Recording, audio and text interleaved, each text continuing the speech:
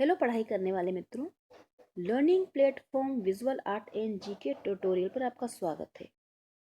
दोस्तों, TGT PGT के जो एग्ज़ाम होते हैं या नेट जेआरएफ के भी जो एग्ज़ाम होते हैं, उसमें जो प्रश्न पूछे जाते हैं उन्हीं महत्वपूर्ण प्रश्नों को लेकर ये सीरीज़ बनाई है मैंने। उसका ये पार्ट 39 नंबर का है। अगर आपने पहले के पार्ट नहीं देखे हों तो ज़रूर देखिएगा, और चैनल से अभी तक नहीं जुड़े हैं, जुड़ने के लिए इसे सब्सक्राइब भी कर सकते हैं। पसंद आता है तो लाइक करें, और जो आपके दोस्त हों इस विषय के उनके साथ शेयर भी कर सकते हैं। तो आइए देखते हैं इस श्रृंखला के प्रश्न। पहला प्रश्न है, आकृति की आवृत्ति द्वारा चित्र में क्या उत्पन्न किया जा सकता है? आकृति की आवृत्ति द्वारा चित्र में उत्पन्न हो सकता है प्रभाव, प्रवाह। आंसर है ऑप्शन ए, प्रवाह आकृति की आवृत्ति द्वारा चित्र में आ सकता है। प्रश्न नंबर 2 है, Indian society of oriental art के संस्थापक कौन थे? Indian society of oriental art, जिसकी स्थापना हुई थी 1907 में, और इसको स्थापित करने वाले कलाकार थे अवनींद्र नाथ टैगोर जी और उनके भाई गगनेंद्र नाथ जी। 1907 में उन्होंने मिलकर ओरिएंटल आर्ट की स्थापना की थी। आंसर है ऑप्शन ए, 1 और 2। व्हाट इज आर्ट के लेखक कौन है?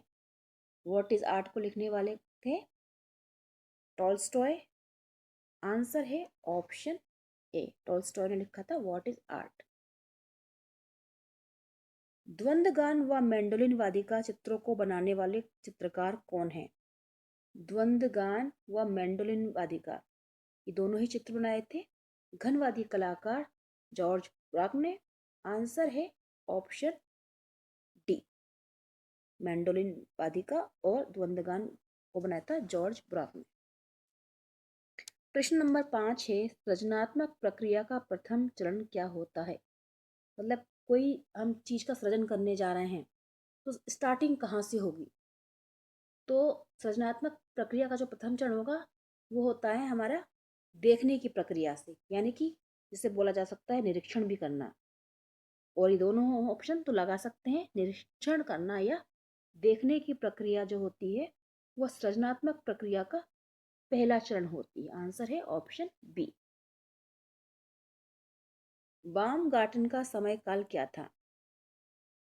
बामगार्टन जी, इनका टाइम पीरियड वो था 1714 से 1762, 1714 से लेकर 1762। इन्होंने दर्शन शास्त्र को एक अलग शाखा के रूप में स्थापित करने में इनका योगदान है, मतलब उन्हीं के द्वारा ये कार्य किया गया। प्रश्न 7 है, खजुराहो के कुछ अत्यधिक महत्वपूर्ण चित्रों में से एक विचित्र पशु की आकृति क्या कहलाती है? खजुराहो के कुछ अत्यधिक महत्वपूर्ण शिल्पों में से एक विचित्र जो पशु की आकृति बनी है उसको कहा जाता है ऑप्शन ए, शार्दुल। शार्दुल है इसका जवाब।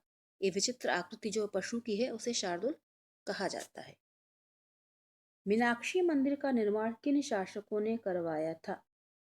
मीनाक्षी मंदिर को बनवाने वाले शासक थे पांड्य राजा कुलशेखर। तो यहाँ पर वंश पूछा गया है। आंसर है ऑप्शन सी, पांड्य शासक थे, और नाम पूछा जाए तो उनका नाम था कुलशेखर। इन्होंने मीनाक्षी मंदिर का निर्माण करवाया था। प्रश्न नंबर 9 है, चित्र खुदाई के समान है, यह कथन किसका है? चित्र खुदाई के समान है, ये कहने वाले कलाकार थे जॉर्ज स्यूरा, सोलट भी कहा जाता है जिनको। ये कथन था उनका कि चित्र हैं खुदाई के समान, ये स्यूरा ने कहा था। प्रश्न 10 है, मंदिर के वास्तुकला का क्रम ऊपर से नीचे पहचानिए। मतलब मंदिर के जो अलग अलग पार्ट होते हैं, अलग अलग भाग होते हैं, तो उसको क्रम में हमें व्यवस्थित करना है ऊपर से लेकर नीचे की तरफ। सबसे ऊपर जो होता है मंदिर में वो होता है कलश। तो कलश तो हमारे पास एक ही ऑप्शन है तो ये हो जाएगा। और वैसे मैं आपको बता दूं, सबसे ऊपर होता है कलश, फिर होता है आमलक, उसके नीचे होता है शिखर, उसके नीचे होता है गर्भगृह, गर्भगृह के नीचे जगती, और सबसे लास्ट में होता है अधिष्ठान, अधिष्ठान के ऊपर जाता है। अगर नीचे से ऊपर पूछा जाए तो अपोजिट हो जाएगा, नीचे सबसे होता है अधिष्ठान, देन जगती आप नोट डाउन कर सकते हैं, उसके ऊपर गर्भगृह जिसमें मूर्ति स्थापित होती है, उसके ऊपर बनता है शिखर, शिखर के ऊपर बनता है आमलक और सबसे ऊपर बनता है कलश। आंसर हो जाएगा ऑप्शन ए। अगला प्रश्न है नंबर 11।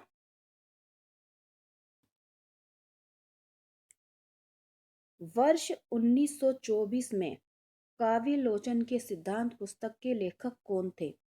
1924 में पुस्तक लिखी थी काव्यालोचन के सिद्धांत, जिसको लिखने वाले थे एक सौंदर्य शास्त्री जिनका नाम था I.A. रिचर्ड। ये सौंदर्य शास्त्री थे, I.A. रिचर्ड इनका पूरा नाम है। इन्होंने 1924 में लिखी थी पुस्तक काव्य लोचन।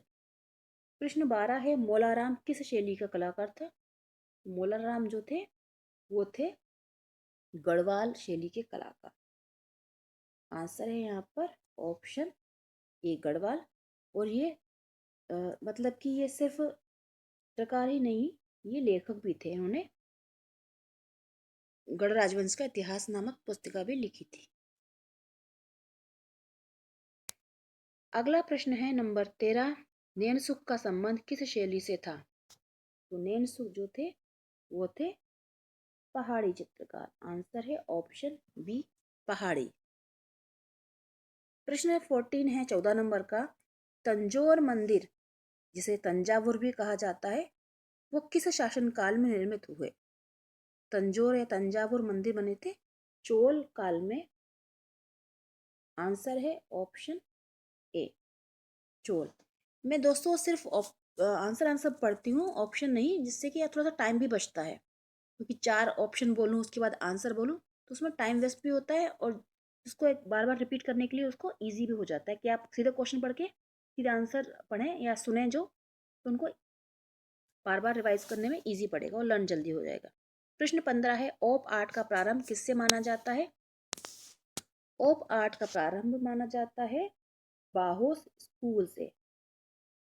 आंसर है ऑप्शन ए बाहोस स्कूल से माना जाता है प्रारंभ ओप आर्ट का, जो कि 1930 में प्रारंभ हुआ था। प्रश्न है नंबर 16। निम्नलिखित में से ग्रीक के दार्शनिक की पहचान कीजिए। ग्रीक दार्शनिक बताना है, तो सुकरात, अरस्तु, प्लेटो, ये सभी थे ग्रीक यानी कि यूनान के दार्शनिक। आंसर है ऑप्शन डी यह सभी। प्रश्न 17 है, नवशास्त्रीवाद का पहला चित्र कौन सा है? नवशास्त्रीवाद का पहला चित्र पूछा गया है, जो कि है ओथ ऑफ होराथी यानी कि होरेशिया का प्रण। ये नवशास्त्रीवाद का पहला चित्र है।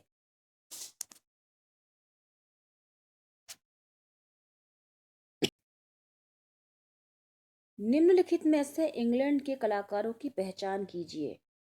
इंग्लैंड के कलाकार बताना है, जो कि इसमें से हैं ऑप्शन ए जोसुआ रेनॉल्ड्स, ये थे इंग्लैंड के चित्रकार।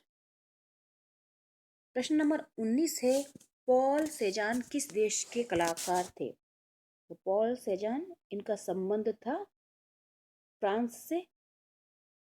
आंसर है ऑप्शन ए पॉल सेजान फ्रांस के कलाकार थे।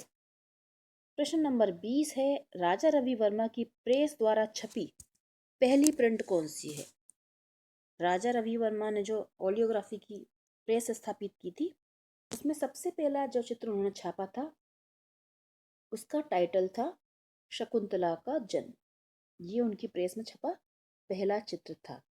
आंसर है ऑप्शन ए। दोस्तों ये थे 20 प्रश्न जो पूछे गए हैं किसी ना किसी कला परीक्षा में, तो आप इनको रिवाइज करते रहिए।